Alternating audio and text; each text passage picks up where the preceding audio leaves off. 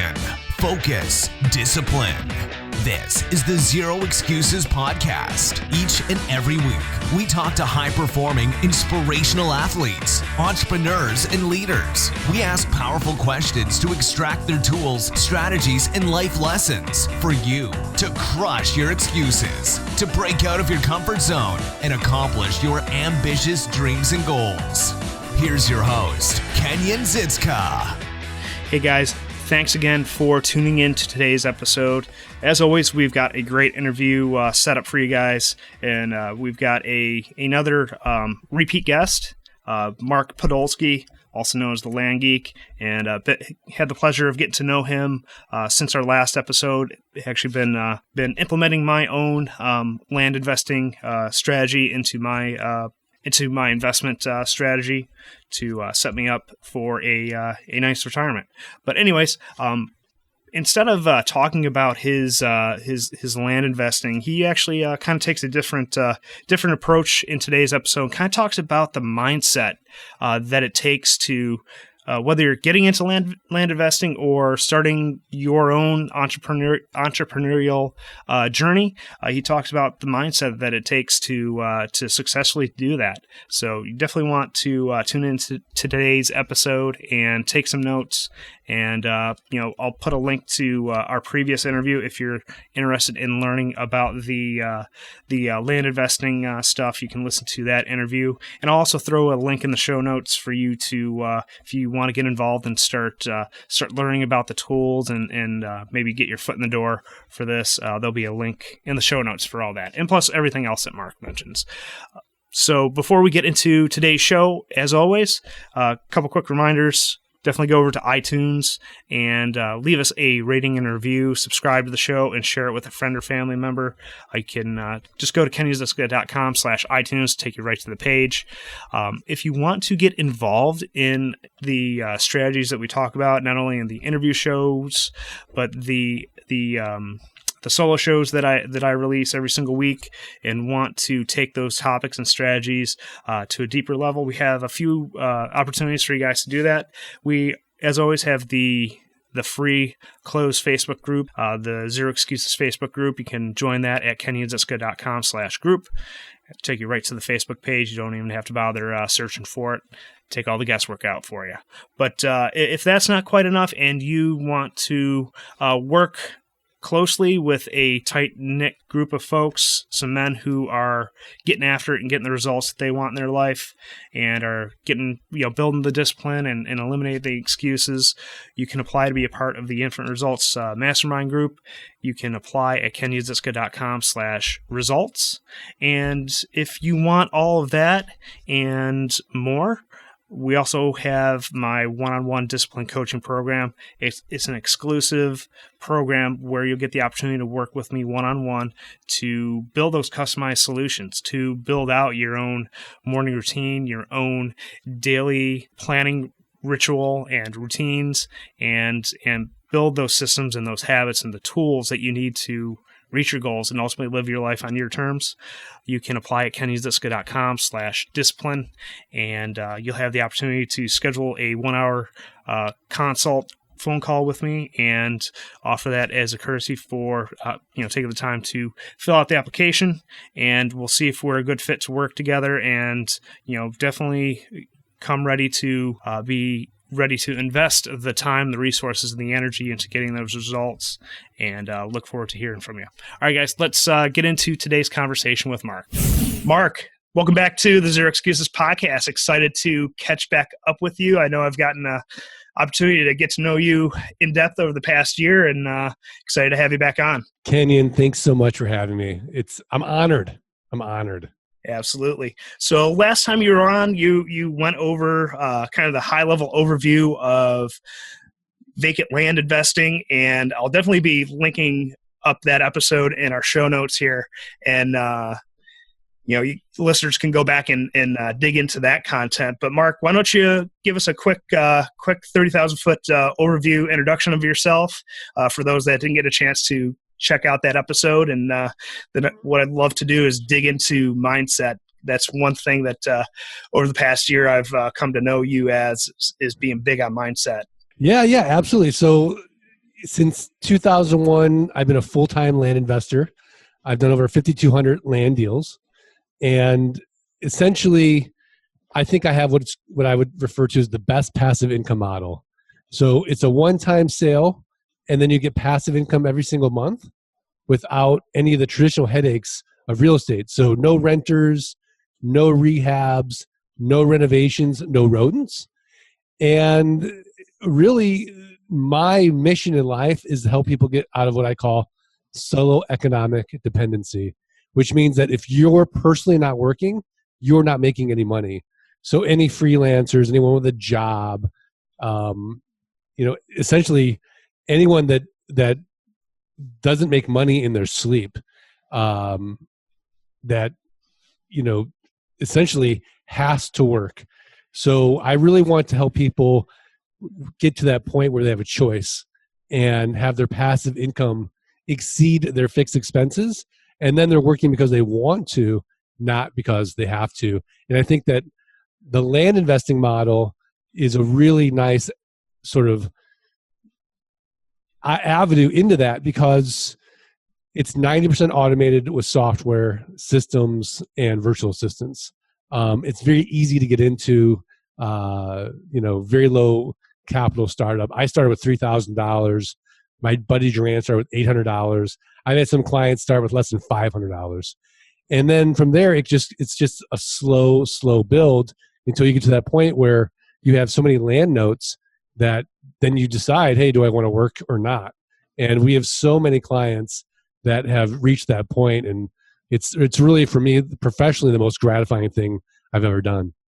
Awesome. And we're kind of seeing that right now with a lot of federal workers who are furloughed. I'm kind of in that same boat personally as well. So I definitely understand the importance of not relying on that 9-to-5 job solely for your income. And, whether it's, what we're talking about here today or something else, I think everyone out there listening can benefit from starting some sort of side business, or even turning that into a full-time business and diversifying your income streams. So you're not, so like you mentioned, solo economic dependency.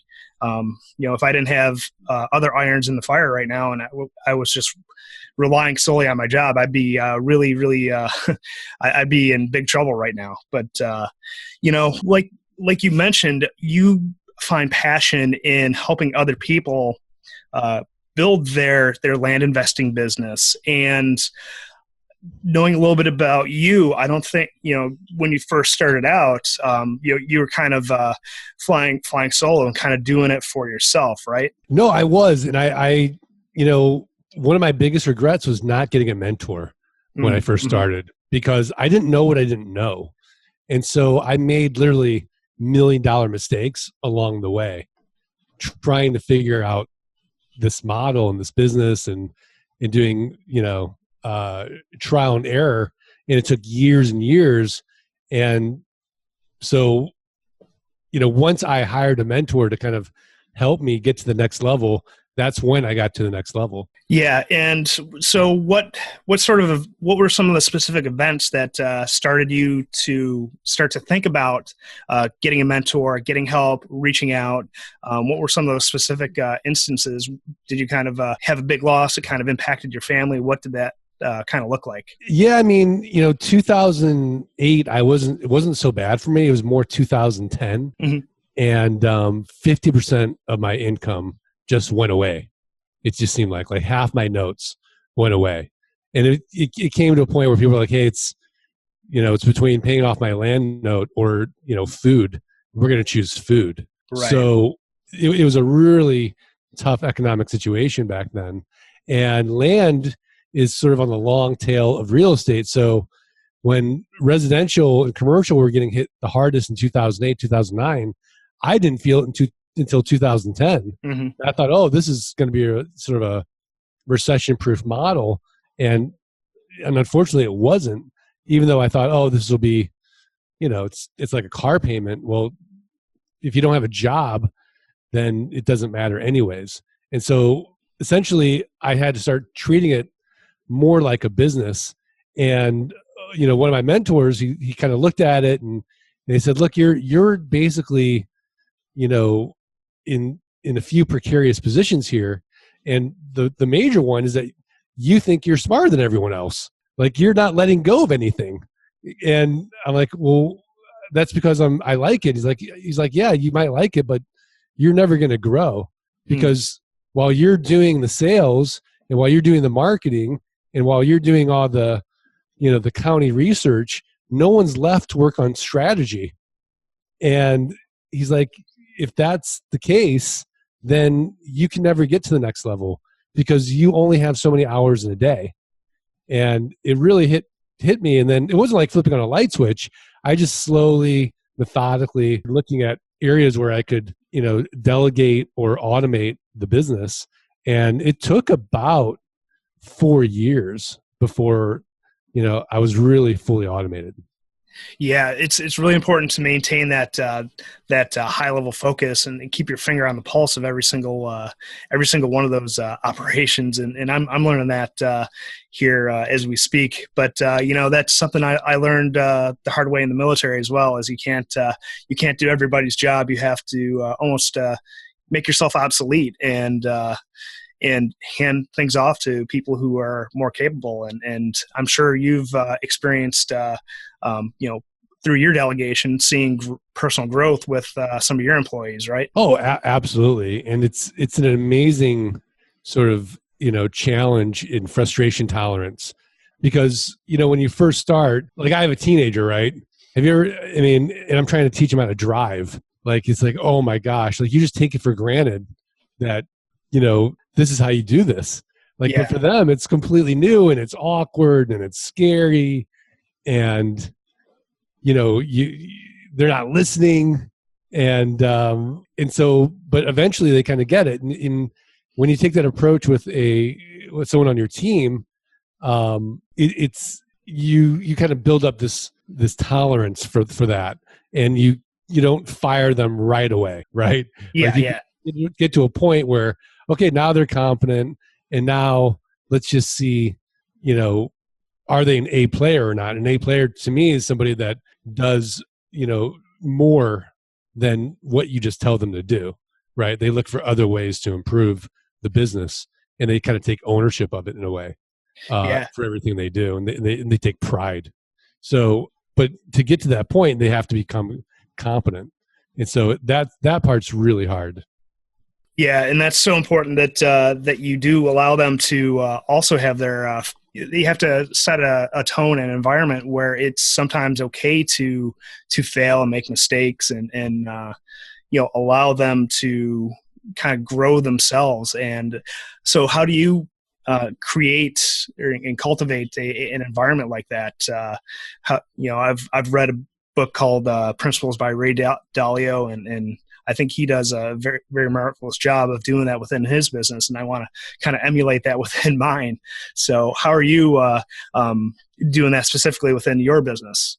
Yeah, I wish I had the that sort of attitude. Like, I think, Ray Dalio has this brutal honesty approach. Yeah. Right. I that doesn't suit well with me. I mean, I get to the honesty part, but I kind of cushion it a little bit more. So I think a lot of it is just staying engaged with them, and encouraging and making little tweaks here and there, and being very patient, and making it fun, and kind of like taking the pressure off, right? Like, there are no land emergencies. Like, no one's going to die if we mess this thing up, right? Like, worst case, I might lose a little money. We'll be okay, right? And so I think when I do that, that helps a lot. And I certainly don't want anybody working, from a place of fear. I want them to be excited about what they're doing. I want them to really know the purpose of what they're doing and why they're doing it, and buy into that. And if they do that, then everything will sort of take care of itself. Yeah, I love what you just mentioned there, is creating a vision for not only your company, but also having a personal vision for each of your employees. Am I hearing that right? Yeah, absolutely. Absolutely. I'd say that's really the place to start. I mean, obviously you want to get somebody who's competent, and the only way to know is unfortunately, you got to look at what they've done in the past, right? That's why it's so hard if you're a college grad to get a job. It's like you haven't done anything yet. But I guess graduating college is something. So that's good. Yeah. So have you always had a personal vision for yourself? You've mentioned that you've been doing this since 2001. When you first started this, did you have this grand vision for the land business, or did it sort of evolve over time? Yeah, it certainly evolved. I mean, in the beginning, it was very all me, and my family. Yeah. Right. And, basically it was like, hey, I want this business to replace my investment banking income, and I want to quit my job. And I hated my job. And so that was the first initial vision I had, was build this to a point where I can quit my job. So I got to that point. And then it was, okay, build this to a point where my family's very comfortable. And I actually kind of went crazy with my ego, and I write about it in Dirt Rich, my book. But, essentially what happened was I had Parkinson's Law of money. And so the more money I made, the more money I spent personally, and, trying to fill the sort of personal void in me where, I just never felt like I was enough.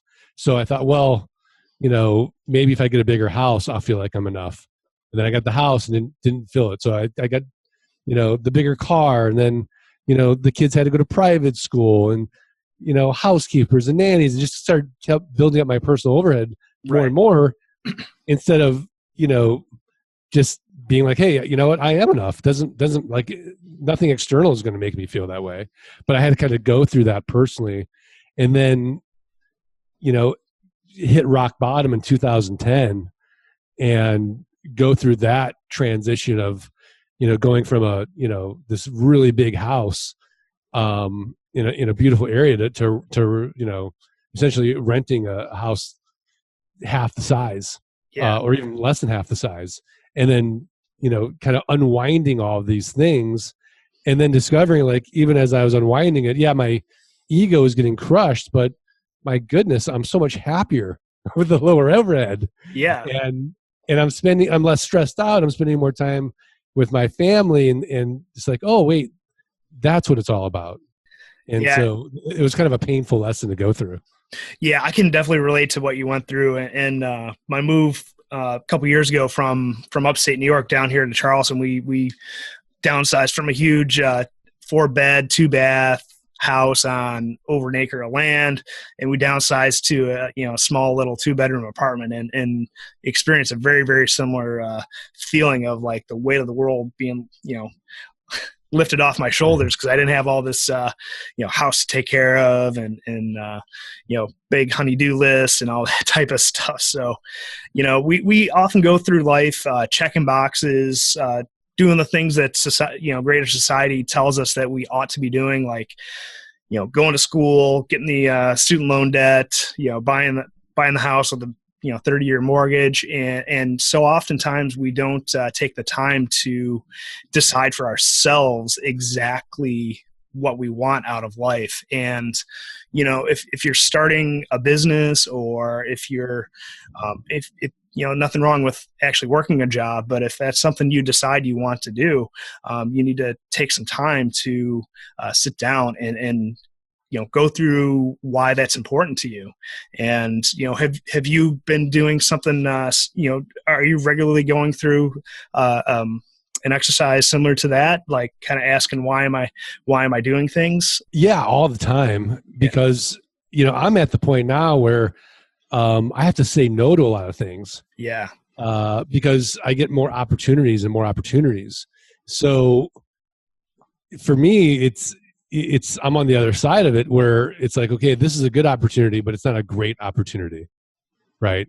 So now I don't know if you ever heard that Derek Sivers quote, unless it's hell yes, everything is no. Yeah. Yep. And so that's kind of the new philosophy is, well, how much is enough? Like, yeah, this might be a good opportunity, but look what all the stress it's going to cause, and all the things I'm going to have to do to make this opportunity work. Is it really worth it?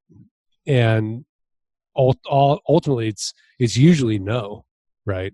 Yeah. Yeah. You gotta, I know you're a big fan of essentialism. So you gotta say no to the trivial, to the trivial many, so you can say yes to the vital few.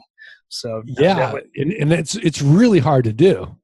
It's really hard to do, yeah, especially when you're surrounded by a bunch of type A personalities who are kind of taking on everything, and you're like, well, that seems right. What, but you got to find out what's right for you. Like that might be right for them, but that's not my personality. yeah. So one thing I want to dig into a little bit, and I've watched a lot of your work and whatnot, and one of the big teachings that you convey to your clients is mindset, and getting a proper mindset around what their purpose in life is, like we've been talking about, and many other things.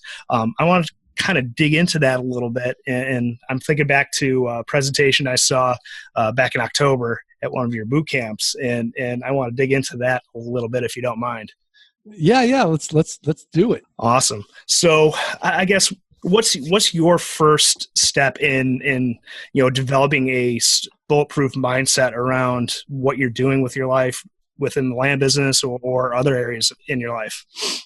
Well, I think for me, I start with a daily meditation practice. Mm-hmm. So I meditate every morning for, between 10 and 20 minutes, depending on the day. And so that allows me to really be more aware of my thoughts and my feelings. And it starts sort of there, because ultimately not having that, you can kind of get your thoughts can kind of push you around. Mm-hmm. Right. And when you're aware of like how much you're thinking all the time, and it's this sort of incessant chatter in your head, you don't take all of it so seriously. Right. And then you can kind of step back and be like, okay, oh, my mind's having a field day with this. Let me take a deep breath and get back to center here. Okay, now let's deal with this problem. And so I think it starts there for me, is just having this sort of self-awareness of what's real and what's not real. And then having this, very simple purpose, right, in life. So ultimately, my personal purpose is I want to be a good ancestor. And so the question then is, if I do X, will it lead to me being a good ancestor or not, personally? And then professionally, it's essentially, is this going to help, my client or my community or whatever it is, and kind of delving into that. So it always starts outside of me, essentially. Yeah. I want to back up to what you mentioned about, being aware of your thoughts. I know that might sound a little bit up in the clouds or woo-woo to some people out there listening right now. But, one thing I want to mention is that you can, people get wrapped up in their thoughts, and they get around a fixed mindset that they can't change their thoughts, or they can't, kind of control the mental chatter in their minds. And when you first were introduced to these concepts, did you think these were kind of crazy and off the wall, or did you kind of recognize that you had to, that there was maybe a problem there that you had to, maybe try and solve? What was kind of your approach to bringing this on board as a daily practice? Yeah, I mean, I think initially I thought it was woo-woo, but I kind of sort of have this idea that I don't know anything. And so why not try everything and just see what sticks for me, right? And so I'm just kind of curious about all different things, whether or not initially, they work for me or not. I just want to try everything, essentially. So I'm just kind of more open to all that stuff. Yeah. That might be more woo-woo. But then again, like if it doesn't stick, or I'm like, after I try, I'm like, well, this doesn't seem to work. Then it's okay. And a lot of times, things that we'll do, I know are going to be a placebo effect, but they are really powerful. So yeah, why not use it? Yeah, I love that you mentioned the placebo effect. And you know what? If it works, it works. It doesn't matter whether there's a physical change within yourself, or just rewiring of your brain. If it works, it works. And there's definitely a not well understood mind-body connection there that I think a lot of people dismiss as, is just being crazy, for lack of a better term. And, I really think people are missing serious opportunities to, not only improve their mental health, but improve their physical health as well. No, yeah, absolutely. I read this crazy book by Eric Vance, Suggestible You, and he talks all about the power of the placebo effect in this book. He's a born a Christian Scientist turned scientist, and so he goes out and he explores acupuncture and hypnosis and what's it called, like homeopathy. Yeah. And essentially, like, they all work if you're suggestible. Like, and having the open mind and the growth mindset. Yeah. I mean, they're really effective. And a lot of it's a crazy book, but ultimately, like, most medications can't beat the placebo effect. Yeah, and that's I forget where I read that. Maybe it's I think it's The Laws of Human Nature, the new Robert Greene book. I think I might have read it there. But if people were to just simply scratch the surface of what their minds are capable of, I think they can de-stress themselves. They can improve their overall physical health. And I know this has been a weird year for me, but I went about 2.5 years before, I came down with any sort of, serious illness. And, I don't think it's a coincidence that over that, at the beginning of those 2 years that I began meditating, I began filling my brain with positive messages, positive information. And like I said, I don't think there's a coincidence there. No, definitely not. And, after meeting you, like, you give off a very positive vibe. Like, you don't seem like a guy who's stressed out. You know what I mean? Yeah. So, yeah, absolutely. I mean, spending 22 years in the military also kind of hards you up a little bit, but yeah. Yeah. Mark, we're starting to run down on time a little bit here. I did want to leave a few minutes here at the end to give you the opportunity to talk about everything that you've got going on. Anything new that you've it's been a little bit over a year. Maybe you can mention some of the new opportunities that you have to for folks to get involved in land investing, and tell us how we can get a hold of you. Yeah. I mean, I think the best place to go is thelandgeek.com and start there. Also check out the book on Amazon as well. And if you go to thelandgeek.com/dirtrich, you can get a coupon off any of our training. And then certainly, if you're listening to this podcast, go to thelandgeek.com/launch kit and get our $97 passive income launch kit program for free. Awesome. Yeah. And if folks didn't catch the hint throughout the show here, I've definitely been taking advantage of Mark's training. It's legit. It gets results as long as you take the massive action necessary to get those results and implement everything that Mark and his team talks about within those trainings. And, if you guys have any questions about it, want a third party view on the content there, I'd be happy to answer any questions. And, and obviously definitely reach out to Mark too. He doesn't bite. He's a friendly guy. So thanks, Kenyon. All right, Mark, you got any last minute zingers you want to drop on us here before we wrap up? Yeah. I mean, I just feel like, we didn't go as deeply into mindset as we could have. Yeah. I think that really ultimately what it comes down to is grit. And with everything in life, and sort of going into it knowing this is going to be really hard no matter what you do in life, right? Sort of that expectation that, I'm going to get knocked down, I'm going to get back up, and sort of building up sort of this grit muscle. When things are easy, be paranoid, right? Like something's wrong. And then when things are hard, really enjoy and embrace the suck, right? As they say in the military. Yeah, absolutely. And I think that's the mindset that you need to have, whether it's in, business or, going to the gym every day. And, those days you don't feel like, doing it, do it anyways, right? Have some grit and you'll feel better for it. So I think that's really the mindset that everyone needs to adopt. And there's a great book by Angela Duckworth titled Grit.